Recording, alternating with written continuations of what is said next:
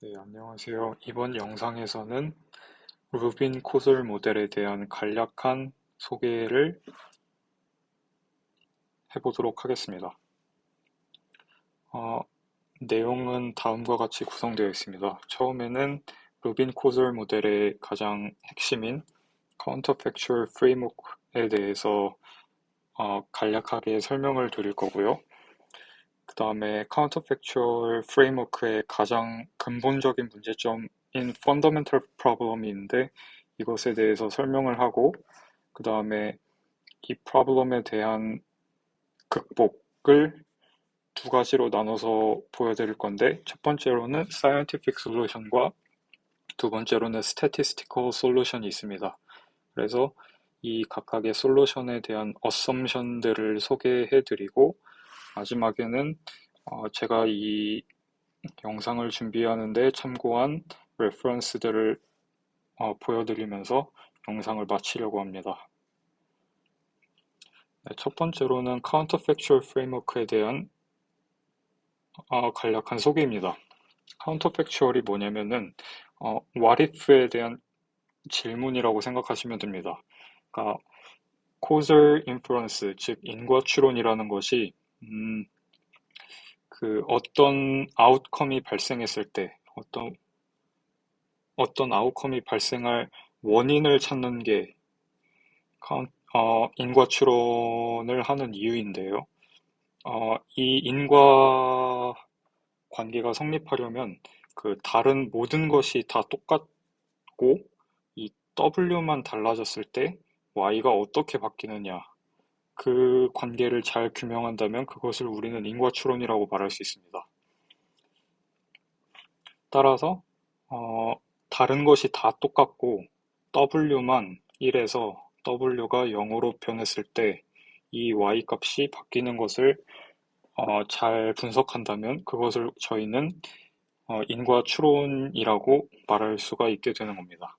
그 간단한 예를 들어서 그 초미세먼지 2.5 마이크로미터 이하의 그 지름을 가진 미세먼지의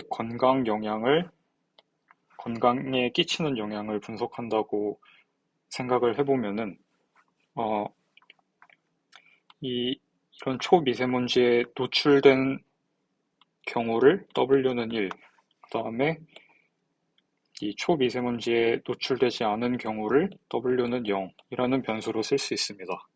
그러면은 아웃컴은 뭐 그 미세먼지 노출에 대해서 죽음이나 혹은 호흡기 질환 같은 게 발생할 수 있는데요. 그것이 만약 그 발생한다면 1, 발생하지 않는다면 y는 0. 그래서 여기서 포텐셜 아웃컴이라 함은 노테이션으로는 이렇게 쓰는데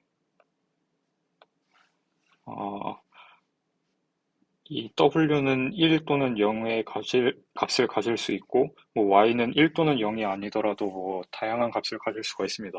포텐셜 아웃컴은 쉽게 말하면 두 가지로 이루어져 있는 거죠. y1이랑 y0. 그래서 이거는 어, 이 사람에 대해서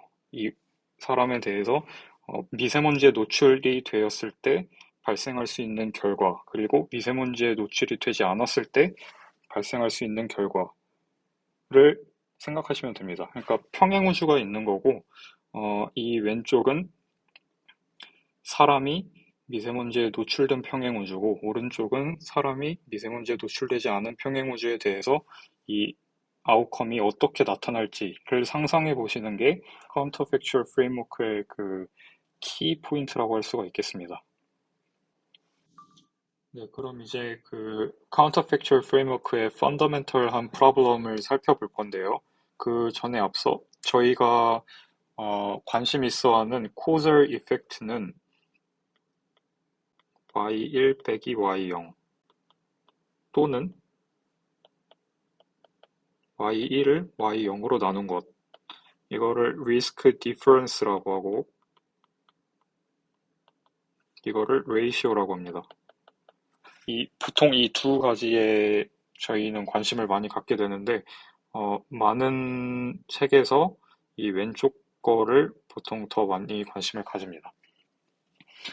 네, 그래서 이거를 먼저 염두에 두시고, 그 다음에, 그러면은 이 y1 빼기 y0을 구하기 위해서는 저희가 y1이랑 y0이라는 이 랜덤 베리어블의 리얼라이제이션 된 값, 즉 관측값들을 찾아야 되는데, 이 문제는 W가 1인 사건과 W는 0이라는 사건이 동시에 일어날 수 없다는 데 있습니다. 그래서 이게 그 가장 근본적인 문제점입니다. 카운터팩추얼은 둘 중에 하나만 관찰이 된다는 것. 그러니까 이 위 값은 절대로 관측이 될 수 없는 거죠. 이 값도 마찬가지고요. 대신 뭐 운이 좋으면 Y1이 관측될 수 있고 뭐 다른 경우에는 Y0만 관측될 수 있는 겁니다. 그러면 이 문제점 때문에 그럼 이 카운터팩추얼 프레임워크가 완전히 쓸모가 없어지는 게 아니냐라고 물어보실 수가 있는데 그렇지는 않습니다. 왜냐면은 저희는 몇 가지 좀 make sense한 가정을 도입해서 이 값들을 실제로 구하는 게 아닌 뭐 통계적으로 추측하거나 추정하거나 아니면은 어, 네, 다른 방식으로 이 값들을 좀 추론해 볼 수가 있습니다. 그 값을 추론하는 첫 번째 방법은 scientific solution이라는 방법인데요. 이 홀랜드라는 분이 쓰신 1986년 논문에 라이트 스위치 example이 소개되어 있습니다. 그러니까 형광등에 스위치가 있고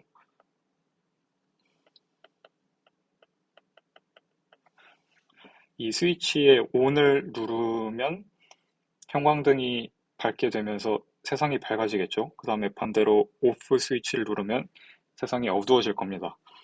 그럼 이제 이 형광등이 어떻게 작동하는지 모르는 사람 혹은 동물이 있다고 치고 그 사람이 이 형광등 스위치가 작동하는 원리를 탐구한다고 생각해 볼 때 ON이나 OFF 스위치를 열심히 눌러보면서 ON을 누르면 형광등이 밝아지고 OFF를 누르면 형광등이 어두워지는 그런 인과 관계를 아마 잘 학습할 수 있을 겁니다.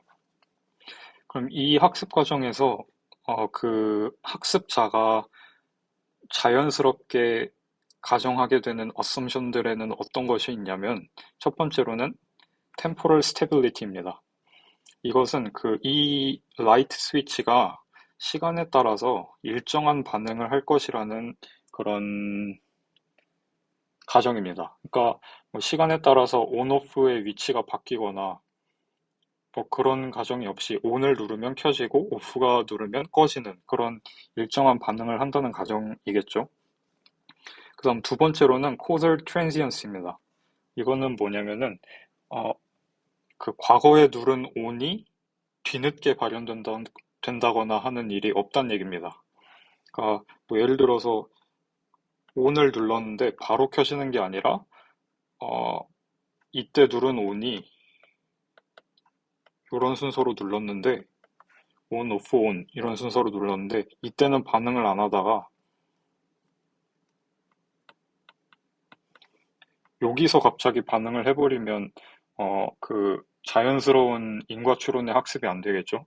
그래서 그런 일이 없다는 게 causal transience고 그 다음에 세 번째로는 unit homogeneity입니다. 이것은 여러 개의 스위치가 있을 때 이 스위치들이 모두 똑같이 반응할 것이라는 그런 가정이 되겠습니다. 그래서 만약 이런 세 가지 가정이 만족되는 어떤 상황이 있고 그것에 대해서 인과 추론을 하게 된다면 저희는 이거를 인과 추론의 scientific solution이라고 말할 수가 있습니다. 네, 그 다음으로는 저희가 가장 메인으로 보게 될 statistical solution인데요. 여기서는 그 앞에서는 저희가 y1 빼기 y0에 가장 관심이 많다고 말씀을 드렸었는데, 사실 그 요 i번째 유닛에 대해서 이 1이라는 카운터팩추얼과 0이라는 카운터팩추얼의 디퍼런스를 한 번에 관측하는 거는 불가능하기 때문에 그 대신 저희는 이 녀석의 기대값에 주목을 합니다. 네, 그래서 이 기대값을 근데 기대값도 결국 y1의 디스트리뷰션과 y0의 디스트리뷰션을 알아야 되는데 이 둘 중에 하나만 그 선택적으로 저희가 관측을 할 수 있잖아요. 따라서 어, 이 녀석도 사실은 지금 상태로는 저희가 아는 지식의 한도 내에서는 구할 수가 없습니다. 그래서 이거를 구하기 위해서 그 몇 가지 어썸션이 좀 필요하게 되는데 맨 처음으로 필요한 어썸션은 Stable Unit Treatment Variable Assumption이고 이 말은 즉 Spillover Effect, 즉 그 관측된 i가 뭐 1부터 n까지 있다고 했을 때 이 유닛들 사이에 서로 영향을 주는 일이 없다는 얘기입니다. 그러니까 뭐 예를 들어 스위치가 여러 개 있다면 스위치 하나가 켜지고 꺼지는 게 첫 번째 스위치가 켜지고 꺼지는 게 두 번째 스위치에 영향을 주지 않는다는 얘기입니다. 사람으로 바꿔 말하면 첫 번째 사람이 그 미세먼지의 영향을 받고 안 받고 하는 게 두 번째 사람의 영향을 주지 않는다는 얘기가 됩니다. 그래서 이거는 근데 어, 그 물건에 대입했을 때는 좀 굉장히 make sense한 가정이 되는데 사람끼리는 좀 스필오버 이펙트가 있을 수도 있기 때문에 좀 네, 조심히 다루어야 하는 어썸션이 되겠습니다. 그다음에 두 번째로는 consistency assumption입니다. 그러니까 이거는 그 y가 관측값이라고 할 때 w는 1이라는 게 관측이 됐다면 이 y 값은 y 1과 같다는 얘기입니다. 그러니까 저희가 관측한 값이 포텐셜 아웃컴과 똑같다는 얘기가 됩니다. 그러니까 사실 앞에서 잘 보시면은 그 미세먼지 예시를 들을 때 그 미세먼지에 노출이 되면 W는 1이라고 했는데 미세먼지의 농도에 따라서 이 노출이 되었다는 거의 세기가 좀 다를 수가 있습니다. 그래서 이 똑같은 Y1이지만 하나는 고농도에 노출이 됐고 하나는 저농도에 노출이 되었을 때 그것을 같은 것으로 취급해도 되느냐 뭐 이런 얘기를 할 수가 있는데 일단 컨시스턴시 어선션에서는 그것들을 모두 다 같은 트리트먼트라고 가정하겠다는 이야기입니다. 그 다음에 세 번째로는 exchangeability assumption인데 이것은 그 W라는 트리트먼트와 포텐셜 아웃컴이 통계적으로 독립이란 뜻입니다.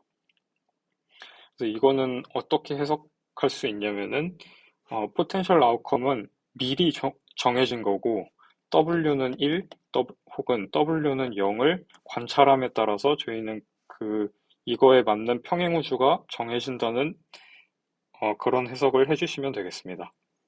네, 그리고 마지막 가정은 randomized experiment인데요. 이것은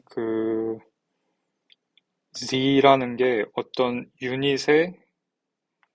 i번째 유닛의 어떤 특성이라고 봤을 때 이 특성에 무관하게 트리트먼트를 주겠다는 얘기입니다. 그러니까 미세먼지를 얘기로 들면 어, i번째 사람이 있을 때 이 사람에게 미세먼지의 노출을 주거나 혹은 안 주거나 이거를 페어한 코인을 던져서 앞면이 나오면 이 사람에게 미세먼지를 먹이고 앞면이 나오지 않으면은 이 사람한테 미세먼지를 먹이지 않고 뭐 이런 식의 트리트먼트 어사인먼트를 줘서 아웃컴들을 관찰하겠다는 얘기입니다. 그럼 이렇게 하면은 이 y1 빼기 y0의 expectation value를 구할 수가 있는데, 네, 그러면 이 값을 그 exchangeability랑 뭐 consistency assumption에 따라서 이 값을 저희는 이제 실제로 구할 수가 있는데, 어떻게 구하냐면은 먼저 이 expectation을 찢어줍니다.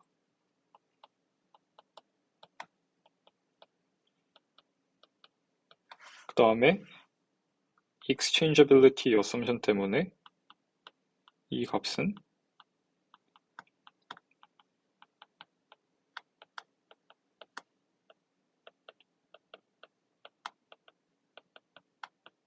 이 값과 같습니다. 왜냐면은 exchangeability assumption이 y, w랑 w가 독립이라는 가정이기 때문입니다. 그럼 이제 consistency assumption이 consistency assumption 때문에 이 값은 실제 관측된 값 y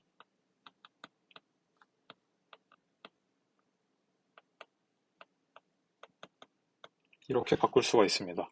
그럼 이제 이거는 w는 1이라고 관측된 값들에 대해서 y를 전부 평균낸 것이랑 w는 0이라고 관측된 y들 사이의 평균을 빼면은 이제 이 값을 얻게 되는 겁니다. 이 가정들 아래에서. 근데 여기서 문제가 되는 점은 이 randomized experiment라는 게 아까 말씀드렸던 미세먼지 예시에서 생각을 해봤을 때 페어한 코인을 던져서 앞면이 나오면은 이 사람에게 미세먼지를 먹이는 실험을 한다는 얘기잖아요. 따라서 그런 것만큼 이 randomized experiment는 좀 ethical한 프로블럼이 있을 수 있고 실제 저희가 다루게 되는 많은 데이터들은 이런 randomized experiment 가정을 전혀 만족시키지 못하기 때문에 네, 이 과정을 릴렉스 시켜서 이 causal difference를 측정할 수 있는 다른 가정들을 개발할 필요가 생깁니다. 네, 그래서 오늘 영상의 내용은 여기까지이고 이 내용을 준비하기 위해서 저는 다음과 같은 세 개의 레퍼런스들을 읽었는데요. 첫 번째로는 홀랜드 선생님이 쓴 1986년 논문이고 이 논문은 랜더마이즈드 엑스페리멘트 상에서 루빈 코설 모델을 어떻게 사용할 것인가에 대한 자세한 설명이 담겨 있습니다. 그 다음에 이 1974년 논문은 루빈 코설 모델을 거의 제일 처음 소개한 그런 논문이 되겠고요. 그 다음에 세 번째로는 루빈 코설 모델에 대한 위키피디아 페이지입니다. 여기서는 좀 다양한 예시들을 자세하게 소개해주고 있으니까 이 페이지도 읽어보시면 도움이 될 것 같습니다. 네, 그 다음 영상에서는 아까 말씀드린 대로 랜더마이즈드 엑스페리멘트는 좀 도덕적인 문제가 있을 수 있기 때문에 실제로는 논 랜더마이즈드 엑스페리멘트가 많은데 저희가 보는 데이터 중에서는 따라서 그 세팅에서 그 코설 인퍼런스를 하기 위한 좀 릴렉스된 어썸션들을 같이 공부하고 그 다음에 그 릴렉스된 어썸션 상에서 그 코설 인퍼런스를 할 수 있게 해주는 인버스 프로버빌리티 웨이팅이나 뭐 매칭과 같은 방법들을 소개해보는 시간을 가져보도록 하겠습니다. 감사합니다.